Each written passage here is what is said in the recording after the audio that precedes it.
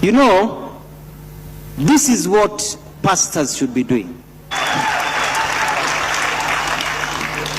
I hope and I wish other churches in this country, other religious organizations, mosque, should be doing what this mchungaji is doing. What this church is doing. You are taking people through skill development. You are empowering them. You are teaching them languages. You are asking the president to provide jobs. You are asking the government to facilitate you to provide employment for your people. Hiyo ni kazi ya Mungu ambayo unaifanya. Kuna wachungaji wengine katika nchi yetu ya Kenya wamekuwa ma MCA.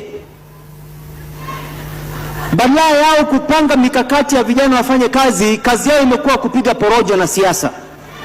Kazi ya mchungaji is to take care of the flock. Kazi ya mchungaji ni kuwa a shepherd, to shepherd the people towards religious. Sio kusimama kwa kanisa na kutukana serikali. Sio kusimama kwa kanisa na kuanza kusomea president. Hiyo waachie watu wa siasa. Sasa wewe mchungaji ukitaka kutukana president na kuongea siasa, wewe toa kanzu, enda pale uitishe kura, ukuwe mtu wa siasa.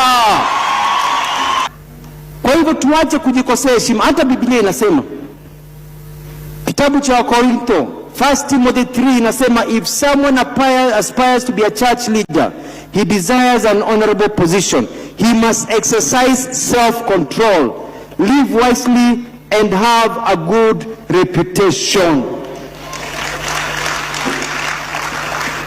Kwa hivyo kabla hujaenda kusomea nchi, kusomea rais wetu, kukosoa serikali kwa microphone, jiulize, are you really upholding what a religious leader should be like?